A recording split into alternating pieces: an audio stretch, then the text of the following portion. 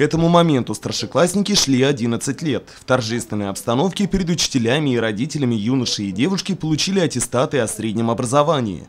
Позади единые государственные экзамены, олимпиады и череда уроков. Впереди новый этап жизни, на который у выпускников огромные планы. Экзамены прошли довольно-таки обыденно, гораздо сложнее, я считаю, ждать результаты, нежели сами экзамены. Вот. Я лично сдавал биологию, химию, русский, обществознание, математику базовую и профильную. Я собираюсь подавать сразу в несколько городов, в Екатеринбург, в Уфу, в Казань в том числе, в различные факультеты, но преимущественно медицинский вуз. Планирую сейчас, выбираю пока вузы, ищу варианты. Грустно, конечно, немножко, но мы все взрослеем, и это часть взросления. Вообще, ЕГЭ это не так страшно, как нам рассказывали, пугали, говорили. В принципе, я не был удивлен самой процедурой экзамена, потому что друзья многие сдали уже, рассказывали, объясняли, помогали советами. Единственное, то, что удивило, это, наверное, математика профильная. Для нашего региона была сложновато, по крайней мере, в отличие от других, если посмотреть. Куда планирую поступать, даже, наверное, точно не смогу сказать. Есть только города, но смотрю Екатеринбург, Уфу рассматриваю, Самару.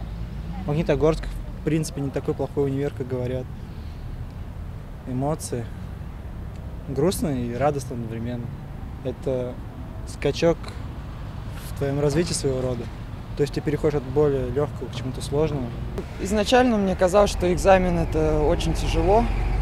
Но когда пришел, в принципе, задания были очень легкие, даже легче, чем пробные.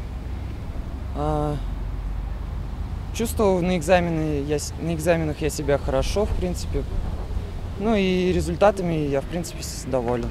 В этом году сибайские школы окончили 328 учащихся, 23 из которых покидают стены лицея Ирандык. По словам учителей, это особенный выпуск. 4 лицеиста получили золотые медали за особые успехи в учении.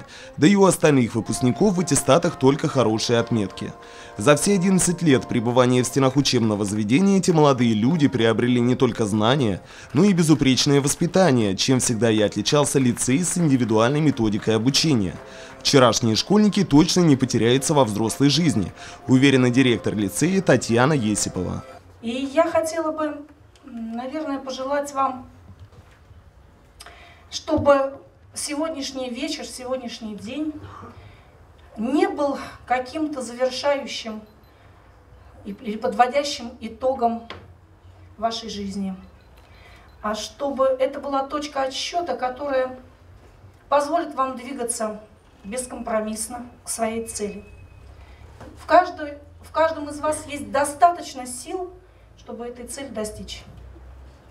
Вы талантливы, вы умны, вы, безусловно, одарены, каждый по-своему, но, безусловно, одарены. И главный ваш талант – это ваша порядочность и ваши личные человеческие качества.